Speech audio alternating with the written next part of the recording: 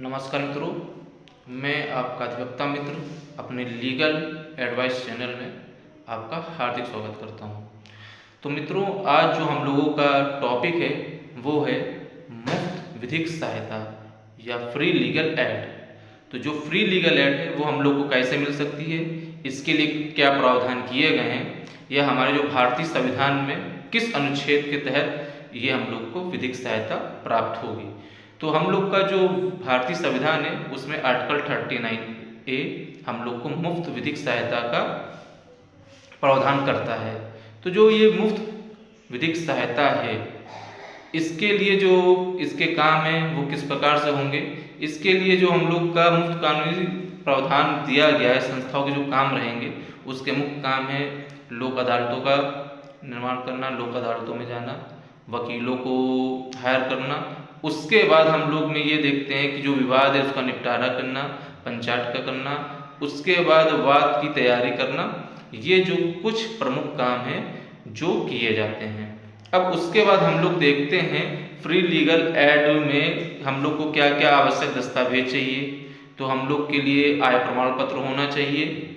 उसके बाद हम लोग का जो विवाद हुआ है वो केस होना चाहिए। उसके बाद हम लोग के लिए एक वैलिड आईडी यानी कि पहचान प्रमाण पत्र एक होना चाहिए।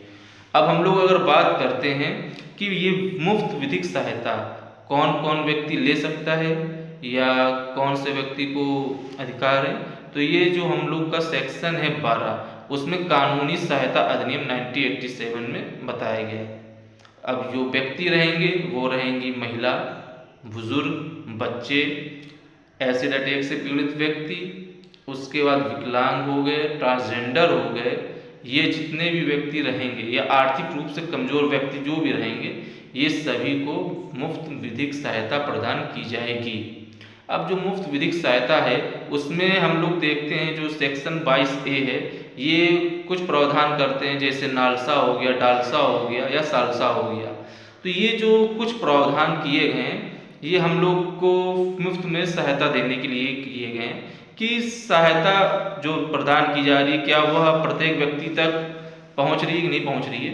क्योंकि जो हम लोग का आर्टिकल 39A है ये राज्य के ऊपर एक जिम्मेदारी देता है कि आपको प्रत्येक व्यक्ति को विधिक सहायता देनी ही होगी। क्यों विधिक सहायता देनी होगी कि भाई कोई लोग हैं उनकी इतनी हैसियत नहीं है या उनके पास इतना समर्थ नहीं है कि वो कानूनी कार्रवाई को आगे बढ़ा सकें। तो इसके लिए एक बहुत ही प्रसिद्ध केस हुआ था मनोज कुमार वर्सेस भारत संघ 2010 का। इसमें यह कहा गया था कि यह जरूरी नहीं है कि जो व्यक्ति है वो गरीब ही हो तभी उसको विधिक सहायता मिलेगी। ऐसा बिल्कुल नहीं है। जो व्यक्ति नीडी है यानी कि जिसको लग रहा है कि भाई हमें तो विधिक सहायता चाहिए, तो उसको भी विधिक सहायता प्रदान की जाएगी। ऐसे ही एक और केस हुआ था हुसैन आरा खातून का। उसमें भी यही कहा गया था कि जो हम लोग का लीगल एड है वो होना चाहिए। उसमें एक ये भी आया था हुसैन आरा खातून के ही केस से कि स्पीडी ट्रायल का, मतलब कि हम लोग ये भी देखते हैं कि कुछ केस चल रहे हैं, वो चल ही रहे हैं, उनकी सुनवाई नहीं हो रही। पता चला व्यक्ति को सजा दी गई 5 साल की और वो 10 साल से उसका भी ट्रायल ही नहीं कंप्लीट हो पाया है, वो जेल में बंद है। मतलब सजा से ज़्यादा ही उसको वहीं पे जेल में ही कारावास उसने बिता दिया।